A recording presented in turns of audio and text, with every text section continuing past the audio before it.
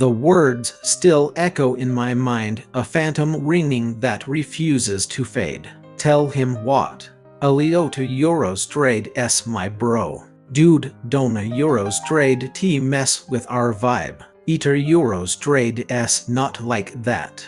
That was the moment the world tilted on its axis, the moment the beautiful, fragile fantasy I had constructed around us shattered into a million irreparable pieces. He had said it with such casual finality, like swatting away a fly, completely oblivious to the fact that he had just crushed my entire universe. He thought I was his brother, but to understand how a single sentence could inflict so much damage, we have to go back to a time when every ambiguous touch felt like a promise, and every shared glance held a universe of unspoken meaning. It all started on a sweltering afternoon, under the relentless sun of the basketball court. The game was over, but the heat lingered, clinging to my skin like a second layer. Sweat trickled down my temples and the back of my neck, each drop a testament to the brutal workout.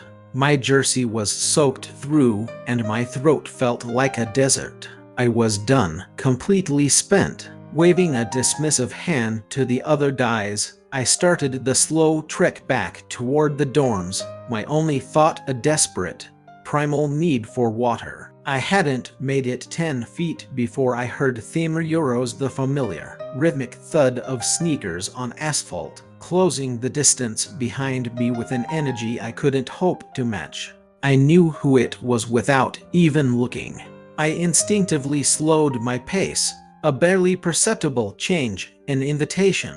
A moment later, a hand settled on my shoulder. It was warm, heavy, and possessed a casual ownership that had become second nature between us.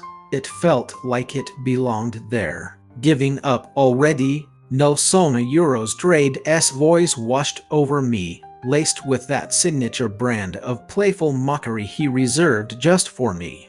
I could picture his grin without turning around, that brilliant, blinding smile that could charm the birds from the trees. I let out a noncommittal grunt, shrugging his hand from my shoulder. It didn't fall away immediately. Instead, his fingers traced a lazy path down my chest before I swatted at them, a half-hearted gesture of annoyance. "It's hot," I muttered, carefully schooling my features into a mask of indifference. He chuckled, a low, rumbling sound. "Hot where?" The question was light, but there was an undercurrent I couldn't quite decipher. He didn't retreat. Instead, he moved closer, his side brushing against mine, sending a jolt of electricity through me. The bare skin of my arm made contact with the solid warmth of his chest. He was a walking furnace, an infuriatingly attractive distraction. A cough escaped my lips as I turned my head, hoping to hide the flush I could feel creeping up my neck and over the tips of my ears. "Need to get some water," I managed to say, patting his forearm, which was tensed as if he were laying claim to me. The muscle flexed under my touch. Instantly, Nelson pulled back. "On it," he declared, jogging off toward the coolers we Eurostrade D left by the sidelines. I let out a breath I hadn't realized I was holding, pretending not to notice the dozens of eyes that were fixed on us. We were a constant source of entertainment on campus, our own little real-life romantic comedy for the student body to spectate. He returned in record time, tossing a plastic bottle in my direction. The cap was already unscrewed. I caught it deftly, raising an eyebrow. "Is this one mine?" I asked, squinting at the contents. It was already half empty. I was parched, but I was certain I hadn't drunk that much before the game. Nelson leaned back, planting his hands on his hips in a pose of pure, unadulterated arrogance. "That one's mine, actually." I blinked, confused. He simply stared back, a challenge glittering in his eyes, daring me to react. The silence hung between us, thick and charged, until he suddenly clutched his face, letting out a series of theatrical, fake sobs that echoed across the cart. Elliot, don't tell me you're grossed out by my germs now. We're best bros. Sharing water is like a sacred ritual. I rolled my eyes so hard I was afraid I might pull a muscle. Around us, heads were snapping in our direction. A group of girls sitting on the bleachers were practically vibrating with excitement, their phones already out and recording. Fantastic! By nightfall, the campus online forum would be exploding with new posts for the long-running Elliot and Nelson Love Sarder thread. I couldn't bring myself to be truly angry about it. There was a part of me, a small, traitorous part, that reveled in being one half of the campus's rumored power couple, even if the other half was completely oblivious. Whatever, I said, lifting the bottle to my lips. The water was cool against my parched throat. I took a long, slow drink, acutely aware of Nelson's gaze fixed on me. He was grinning now, a smug, triumphant look on his face. Before I could even process what was happening, he was rummaging through the cooler. He emerged holding my water bottle, euros my actual, unopened water bottle. He twisted the cap off, tilted his head back, and began to chug it, his throat working rhythmically. Such a show-off. I just stood there, watching him, caught in a strange limbo between profound annoyance and another, warmer emotion that I refused to name. Seriously? I deadpanned once he had finished. He wiped his mouth with the back of his hand, a smirk playing on his lips. What? Tit for tat. The man had absolutely no shame, and I was left standing there, marveling at how he could make something as mundane as drinking water look like an act of defiance. The low buzz of conversation from the sidelines grew louder, punctuated by a few high-pitched giggles. I distinctly heard one girl whisper to her friend, "They are so married." I pretended I hadn't heard, but I couldn't stop the ridiculous little flutter in my chest. Nelson, of course, was deaf to it all. He tossed the now empty bottle into the recycling bin with the swagger of someone who had just sunk a game-winning shot. Ready to head back? He asked, slinging that familiar, heavy arm back around my shoulders. This time, I didn't push him away. Let the forum have their content. We were halfway back to the dorms when my phone vibrated in my pocket. I pulled it out, feigning a casual glance. As I suspected, the campus app was on fire. I clicked on the top post. It was a picture of us, captured just moments before. Me sipping from his water bottle, Tim downing mine in the background. It looked so perfectly staged, so deliberately intimate. The caption read as Elliot and Nelson sharing drinks like the true soulmates they are. The comments were already pouring in. I bet they finally kiss by finals week. Look at the heart eyes Nelson is giving him. Eater Euro straight S so loud. Elliot playing hard to get is iconic. I snorted, quickly shoving my phone back into my pocket before Nelson could get a look. He was humming some terrible pop song under his breath, completely unaware of the digital firestorm he had just ignited. Or maybe he wasn't. Maybe he knew exactly what he was doing, and I was the fool who was falling for his act, hook, line, and sinker. Something amusing? He asked, nudging me with his shoulder. Nope, I said, my voice carefully neutral, but I couldn't stop the corner of my mouth from twitching. Just thinking about what a drama queen you are. Me? No way. I'm the most chill bro you've ever had.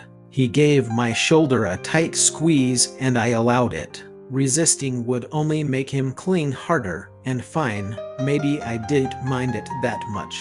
We reached the entrance to our dorm building, and he suddenly stopped, turning to face me. His expression was serious for once. You're not actually grossed out, are you? About the water bottle. I raised an eyebrow, my voice dripping with sarcasm. Why are you planning on sharing other bodily fluids with me? His eyes widened in shock for a fraction of a second before he burst out laughing, a loud, bright sound that echoed in the quiet entryway. Elliot, you're a savage. I love that about you. My stomach performed another treacherous flip. Yeah, I mumbled, pushing past him to open the door. Just keep your water to yourself from now on. No promises, he called out, bounding up the stairs after me. I shook my head, but a small smile played on my lips. The Forum had gotten one thing right. Nelson's heart eyes were loud. It was just a shame he didn't seem to understand what they were shouting. Or maybe he did, and I was the one who was overthinking everything. Either way, one thing was for certain: I wasn't going to be the first one to confess. I would never give him that kind of power over me.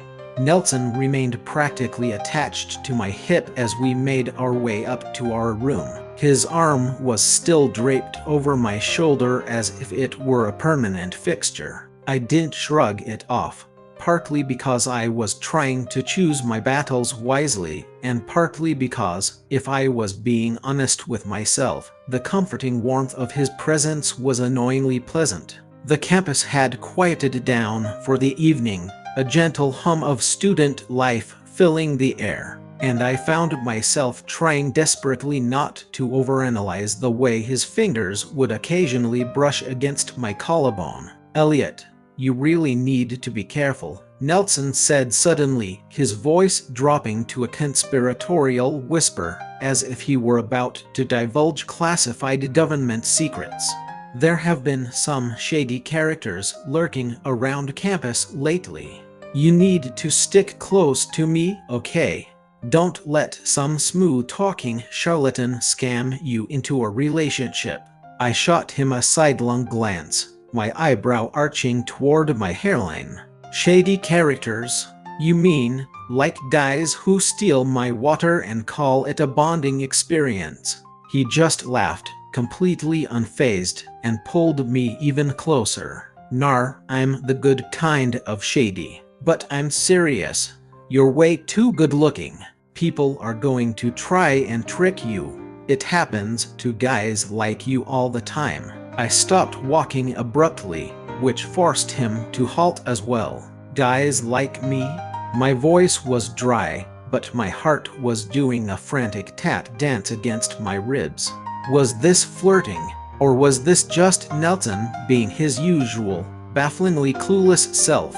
You know, he said, waving a hand in a vague, dismissive gesture. Smart, handsome, the whole package. I've got to protect my best bro.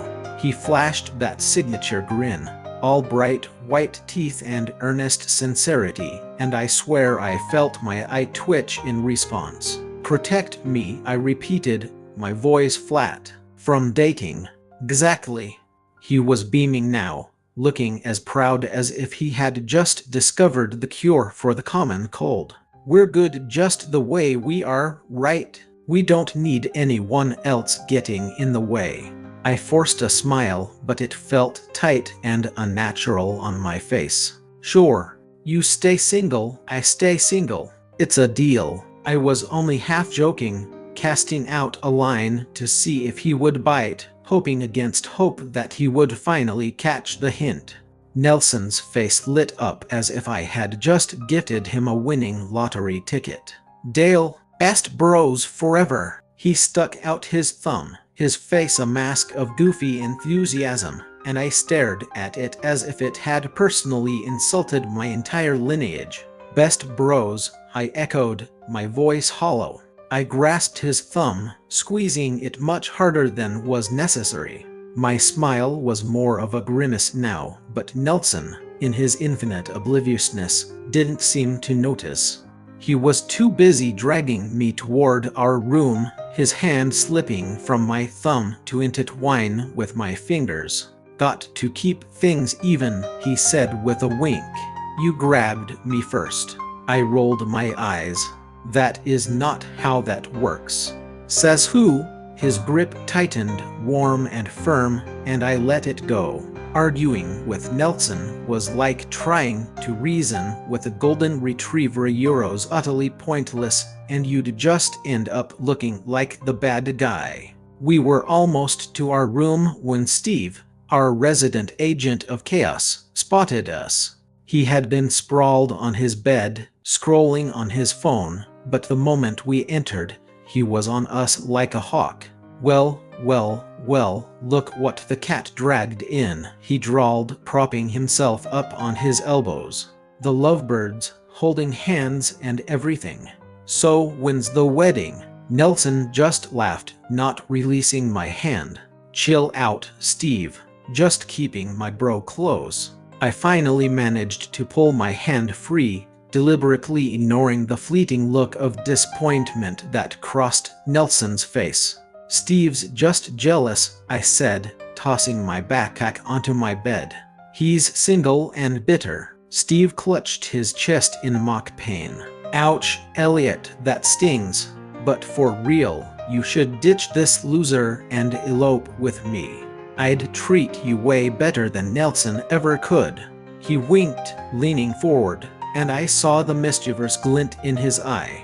He was intentionally poking the bear, and the bear was about to roar. Nelson's easy smile vanished, replaced by a thunderous scowl. His eyes narrowed, and before I could even react, he had Steve in a loose headlock and was dragging him toward the door. "Elliot, go take a shower," he said over his shoulder, his voice tight with controlled anger. "Steve and I need to have a little chat."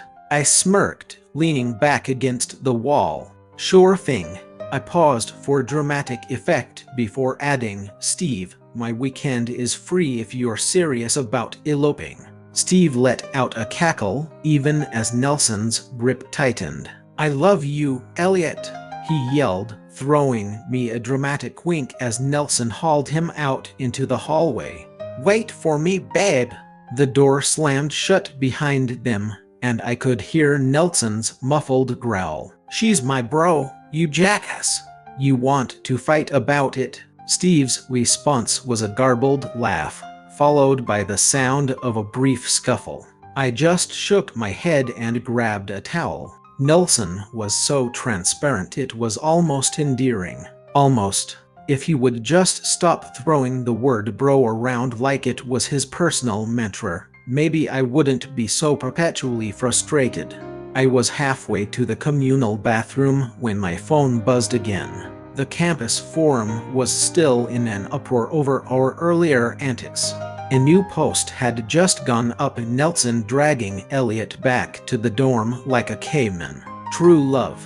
I snorted, scrolling through the comments. "Elliot's blush was everything." "Nelson is so whipped, it's hilarious." "I bet they're secretly dating already." If only they knew.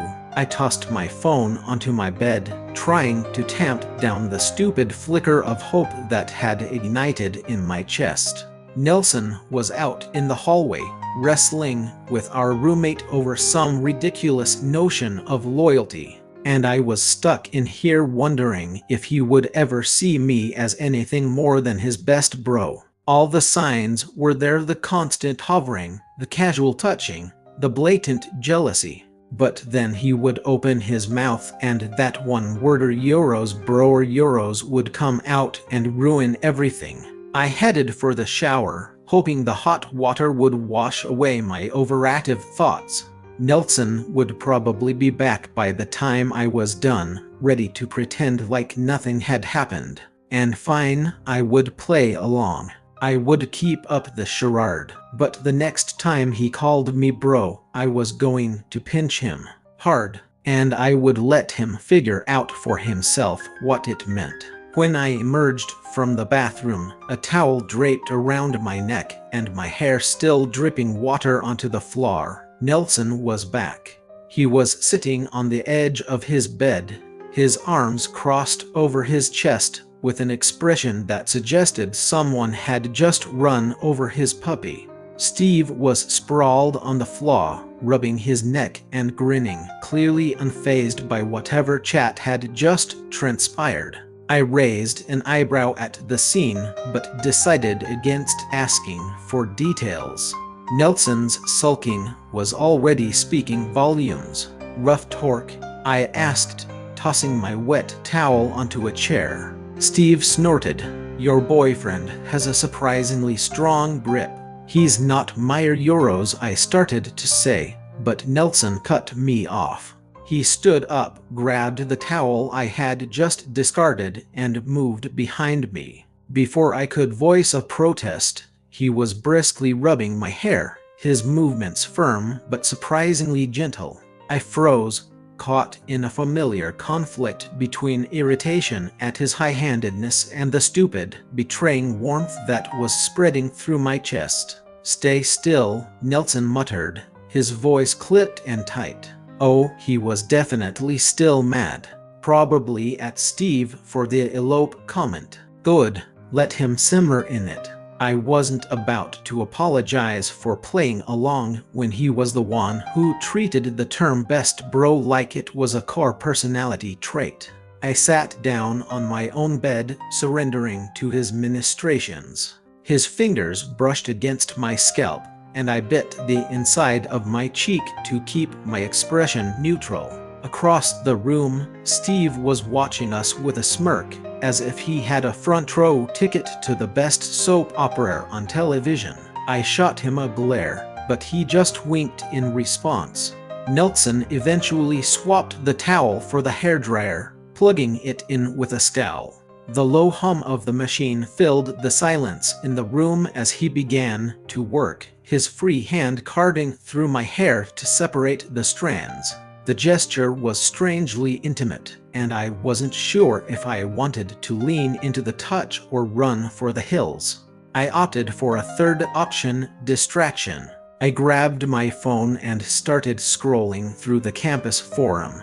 The top post was still the picture of Nelson and me at the basketball court, sharing water bottles like we were the stars of a blockbuster romance. I tapped on the latest comment thread and my lips twitched into a smile. Nelson is basically Elliot's personal water boy at this point, one user had written. Another had added, "Elliot sipping from Nelson's bottle. That's basically a kiss by proxy." I almost laughed out loud. I tilted the screen toward Nelson, who was still drying my hair with the intense focus of a bomb disposal expert. "Check this out. They're calling me your wife now." He paused the hairdryer, leaning over my shoulder to read the screen. His warm breath grazed the sensitive skin of my neck, and I had to force myself not to flinch. "Wife, huh?" he said, a grin finally breaking through his grumpy facade. "Not bad. You should tell everyone that. It'll keep the creeps away." I rolled my eyes. "Creeps like who?" "You, nar, I'm the approved creep." He chuckled, shutting off the hairdryer and tossing it onto his bed. His hands lingered on my shoulders for a moment too long, and I shrugged them off, mostly just to prove to myself that I could. From his spot on the floor, Steve piped up. "Proved creep. Nelson, you're the king of all creeps. I bet you'd fight anyone who even looks at Elliot for too long." Nelson's grin sharpened. "Only if they were dumb enough to try and steal my best bro." With that, he plopped down on my bed, far closer than personal space norms would dictate, and started scrolling through my phone as if it were his own. "Look at this comment. Elliot's too pretty for Nelson. That's just rude. We should report that one." I snatched my phone back. "I'm not your secretary, but you're my wife, apparently," he teased, expertly dodging the elbow I aimed at his ribs. Steve cackled from the floor, and I was seriously tempted to hurl my shoe at his head.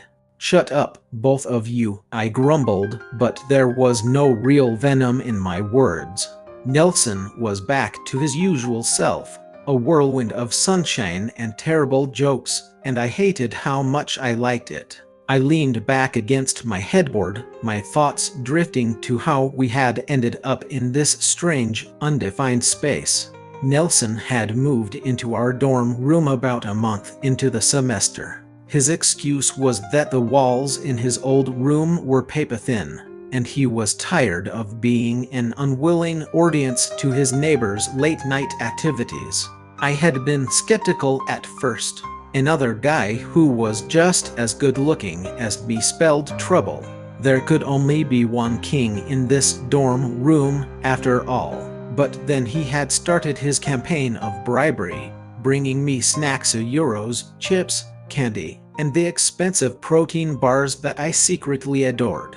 I caved because honestly, who in their right mind says no to free food? Now, he had this whole list of unwritten rules. Don't stand too close to other guys. Hold hands in public to avoid skin disease. Euros his logic, not mine. And the most important rule of all, always put him first. It was classic boyfriend behavior, plain and simple. But he was either too dense or too stubborn to see it. "Earth to Elliot," Nelson said, waving a hand in front of my face. "You zoning out on me again? Just wondering how I managed to end up with such a clingy roommate." I shot back, a smirk on my face. "Clingy? I prefer the term devoted."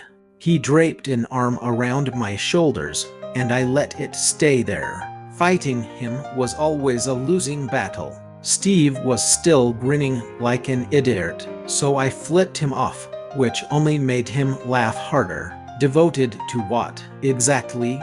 I asked, keeping my tone light. I was fishing, and I knew it. But Nelson was too preoccupied with liking comments on the forum to notice my ulterior motive. "To you, Dar. It's part of my best bro duties." He ruffled my hair, and I swatted his hand away as my chest tightened painfully. There it was again. Best bro. I was going to scream. Steve, sensing an opportunity, chimed in. "Nelson, you're so devoted, it's almost romantic. Are you sure you're not in love with him?" Nelson froze for a beat, then let out a forced laugh. "Love? Nar. Elliot's just stuck with me forever." He pulled me into a tight side hug, and I plastered a scowl on my face to hide the way my heart had just stumbled over itself. Forever sounded nice. It was too bad he didn't mean it in the way I desperately wanted him to. But I would wait. I would be patient. Because there was no way in hell I was going to be the first one to confess. Nelson had to figure out his own mess of feelings before I was willing to hand him my heart on a silver platter.